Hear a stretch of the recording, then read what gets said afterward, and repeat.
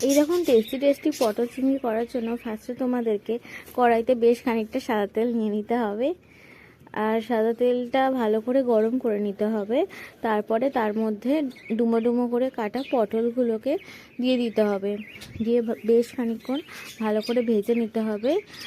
পটলটাকে 80% ভাজা করে নেবে, যাতে একটু একটু কাঁচা থাকে, না হলে পটলটা গলে যাবে। তারপরে কড়ার মধ্যে একটু তেল দিয়ে ভালো করে চিংড়িগুলোকে ভেজে নেবে। চিংড়িগুলোকে অল্প মানে একদম হালকা করে ভাজতে হবে।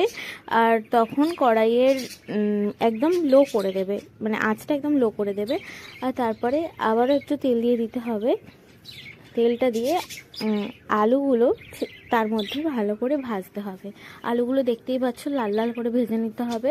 আমাদের আলুগুলো কত সুন্দর করে ভাজা হয়েছে। তারপরে একটু বেশি করেই তেল দিয়ে তারপর তার মধ্যে 5 ফোড়ন, তেজপাতা, শুকনো লঙ্কা আর অনেকখানি পেঁয়াজ দিয়ে দিতে হবে। পেঁয়াজটাকে ভালো করে ভাজতে হবে যতক্ষণ না লাল লাল হয়ে যাচ্ছে। যখন দেখবে পেঁয়াজটা রান্না করা হয়ে গেছে তখন তার মধ্যে একটু নুন দিয়ে দেবে। নুনটা দিয়ে আবারও ভালো করে নিয়ে নিতে হবে। তার মধ্যে টুকরো টুকরো করে কাটা টমেটোগুলো দিয়ে দিতে হবে কাঁচা লঙ্কা দিয়ে এবার এইগুলোকে একটু সেদ্ধ করে নিতে হবে যতক্ষণ না এই টমেটোটা ঘেটে যাচ্ছে।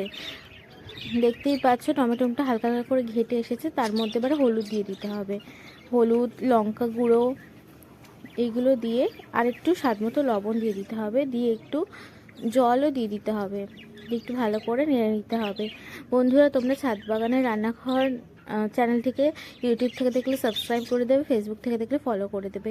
এবারে এর মধ্যে কাটা টুকরো টুকরো আলুগুলো দিয়ে দিতে হবে ভাজা পটলগুলো দিয়ে ভালো করে এই জিনিসটাকে কষিয়ে নিতে হবে।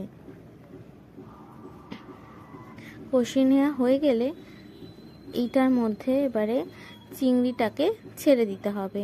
কিন্তু চিংড়িটা ছাড়ার আগে এটার মধ্যে একটু জল দিয়ে একটু মানে একদম সামান্য পরিমাণে সেদ্ধ করে নিতে হবে। তারপর দিতে হবে চিংড়িটা।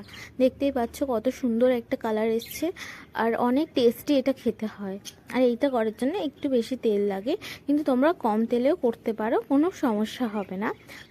কিন্তু এটা বাড়িতে তোমরা করে দেখো, এটা অনেক টেস্টি হয়।